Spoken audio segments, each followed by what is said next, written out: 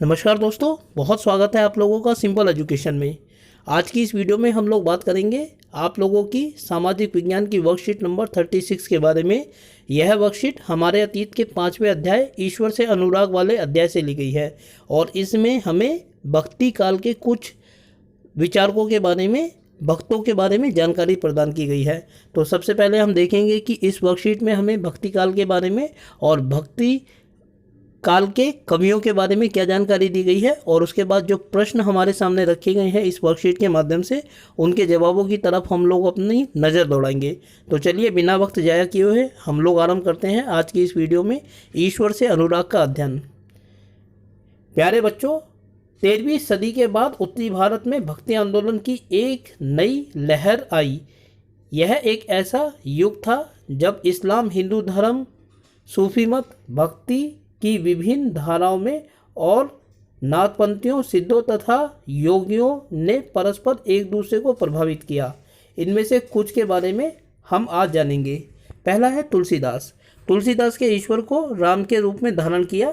उनकी प्रसिद्ध रचना रामचरितमानस है जो अवधी में लिखी गई है। इसमें से इनके भक्ति भाव एवं साहित्य कृति दोनों की अभिव्यक्ति होती है। दूसरे कवि हैं सूरदास। सूरदास श्री कृष्ण के अनन्य भक्त थे। उनकी रचनाएं सूरसागर, सूरसावली और साहित्य लहरी में संग्रहित हैं। इनसे इनके भक्ति भाव की अभिव्यक्ति होती है। तीसरे हैं रविदास। रविदास भारत के एक महान संत, दर्शनाभासी कवि, समाज सुधारक और ईश्वर के अनुरागी थे। वो निर्गुण संप्रदाय अर्थात संत परंपरा के व्यक्ति थे। चौथे दादू दयाल शाखा के प्रमुख कवि थे।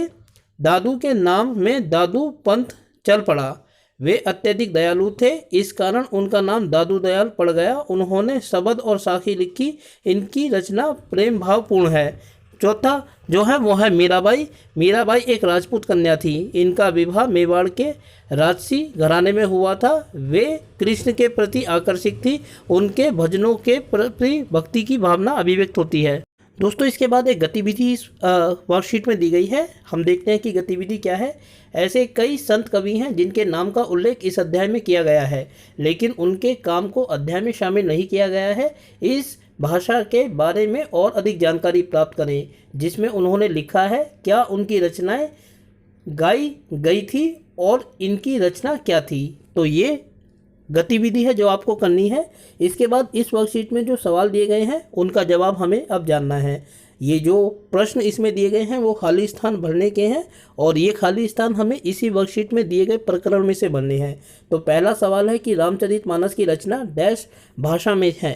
तो रामचरितमानस की रचना तुलसीदास ने अवधी भाषा में की थी, इसलिए यहाँ खाली स्थान में हम अवधी भरेंगे। दूसरा है मीराबाई डैश के प्रति समर्पित थी। तो मीराबाई कृष्ण के प्रति समर्पित थी, इसीलिए हम इस खाली स्थान में कृष्ण भरेंगे। तीसरा, शबद और साखी डैश द्वारा लिखित हैं। तो शबद और साखी दादू दयाल द्वारा लिखित हैं, इसीलिए इस खाली स्थान में हम दादू दयाल भरेंगे। चौथा है कि सूरदास की रचनाओं को डैश, कॉमा डैश और डैश में संग्रहित है। तो इन तीन खाली स्थानों में हमें लिखना है सूरसागर, सूरसावली और साहित्य लहरी। तो दोस्तों, ये थी आप लोगों की आज की सामाजिक विज्ञान की वर्कशीट नंबर 36। उम्मीद करता हूँ कि आपको यह वर्कशीट अच्छी लगी होगी और साथ ही आपसे अनुरोध करता हूँ कि यदि वीडियो अच्छी लगी तो वीडियो को लाइक करें और चैनल को सब्सक्राइब करें। साथ ही आगे आने वाली वीडियोज़ को देखने के लिए जुड़े रहें मेरे साथ मेरे इस यूट्यूब चैनल पर जिसका नाम है सिंपल एजुकेशन। वीडियो को देखने के लिए आपका बहुत बहुत धन्यवाद।